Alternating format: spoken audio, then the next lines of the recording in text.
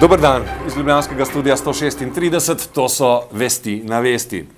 Multurni minister Vasko Simoniti je odgovarjal na očitke Marjetice Mahne z Ministrstva za finance glede delovanja filmskega sklada. Zavrnil je očitke, da bi uprava sklada blokirala delo nadzornega sveta. Povedal, da funkciji predsednika nadzornega sveta in uprave sklada nista nezdružljivi. Pojasnil, da je bil razpis za novega direktorja filmskega sklada objavljen, a se žal nanj nihče ni javil. In se postavil v bran direktorice sklada Irene Ostrouške, češ da ni kršila načel dobrega poslovanja, da ni podpirala programa, ki vsebuje pornografske vsebine in da je poslovala transparentno.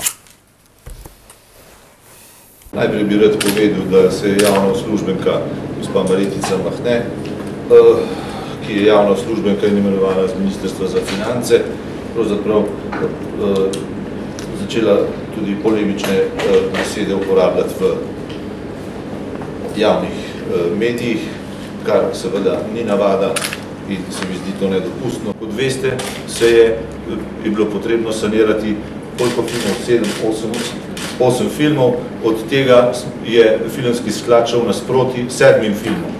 En film je še odprt, kjer je zahteval kar 100 milijonov dodatnih sredstev. Moja zahteva kot ministra pa je bila, in sem jo priložil na filmski sklad, gospodu v.d. direktorju, da ne podpisuje več pogodb, ki so odprte. Žal nam ni želel izdati naslova svojega najljubšega filma, je pa zagotovil, da filmi bodo. Če bodo. A tudi v bistvu spremljate realizirana dela njihova oziroma pač filme, ki so končani in kjer vam je bil najljubši? Realizirane kako in kjer? Kjer vam je najljubši film? To je nepomembno, kater film je meni najljubši. Pomembno je, torej to ni relevantno, ker potem se vedno naroče interpretira, čeprav se kot minister za kulturo ne bojim izjasniti, če mi je bila kakšna predstava ali razstava ali film všeč. Film smo en posneli v mesecu januarju in 3 filmi upam, da bojo. Če pa ne bojo, pa tudi v redu, ne? V redu ni, ampak pač ne vem, če je to bil filmski sklad. Minister Simoniti je bil odločno teatralen tudi ob svojem odhodu. Zaradi naslednjega posnetka smo bili v uredništvu Vesti prispevek, ki ga ravnokar berem, prisiljeni prestaviti iz rubrike Kultura. Hvala lepa.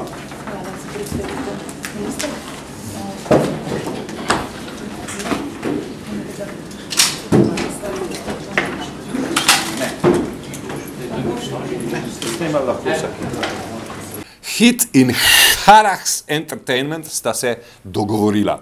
Na Goriškem bo zrasel mega turistično-igralniški center.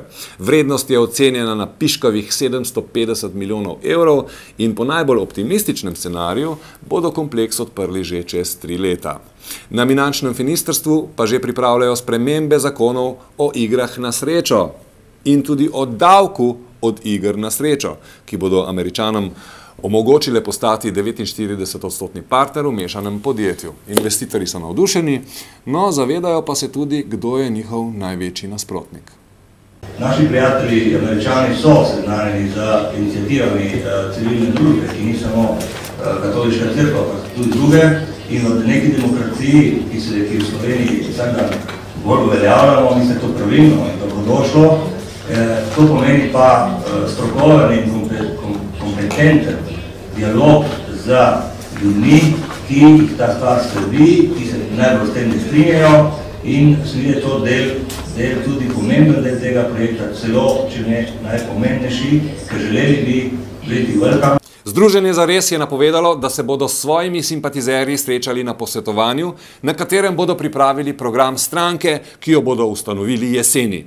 Kdo so simpatizerji, zaenkrat še skrivajo in kakšne barve naj bi bil Zares?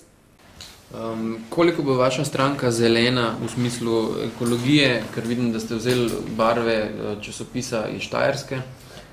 Barva je oranžna, oranžna je barva spremembna, tako da zato nam je Štajerce mogoče bili izvestni Štajerci, pa mogoče ampak kar se pa tiče teh ekoloških platform, ekologija je pomembna v okviru trajnostnega razvoja in pa to prva točka našega programa. Ljubljanski podžupan Janez Koželj in župan Zoran Janković sta predstavila projekt preureditve Slovenske ceste, ki naj bi se kmalu začel in bo potekal med slovenskim predsedovanjem Evropski uniji. Nova ureditev bo na ulico pripeljala oblikovalske, krajinske in umetniške projekte, hkrati pa bo, kot je pojasnil Janković, potekala tudi resnejša prenova Slovenske ceste. Prebivalci so bili na novi stolpnici, da računa, da bomo šumi uredili, dogovorili z naslednjem po tem mesecu to novo pogodbo, da se bo tudi začel ta kongresni trg in to bo celotno, v bistvu sprememba celotne Slovenske ulice prišla. To, kar se zdaj pripravlja, gre pa za tisto urejanje, ki ne pada pod novo gradnjo, da ne bi bilo, bom rekel, teh vojnih razmer. Ljubljana je dobila golf igrišče ob ljubljanski obvoznici, kjer je bila nekoč deponija odpadkov. Naložba je stala 1,7 milijona evrov, predsednik Golf zveze Slovenije Marjan Jurenec pa je nad rezultatom navdušen.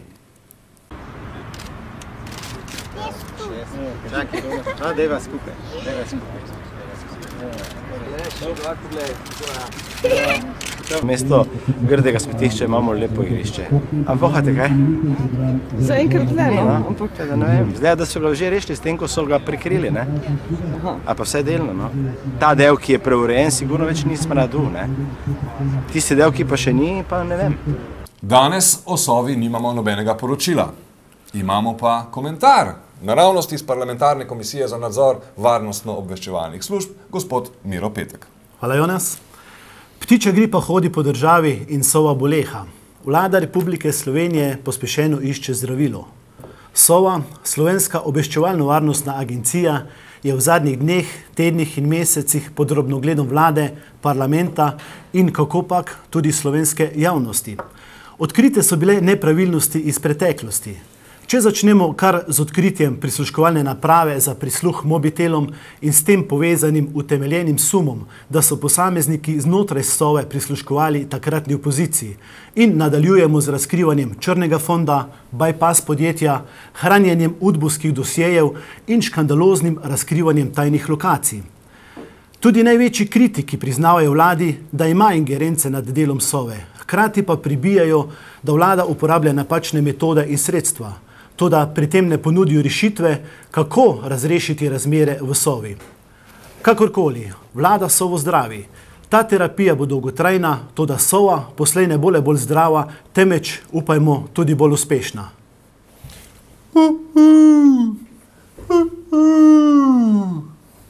Bedanc se jih ful boji.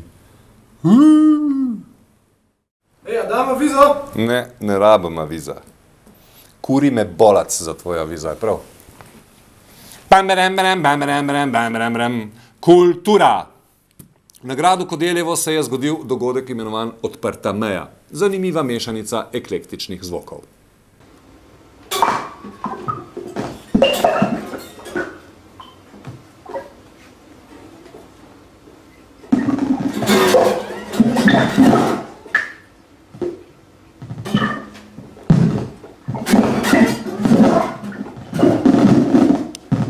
Za konec še vremenska napoved. Želeli ste, imejte. Naš novi vremenar, gospod Jože Horvat.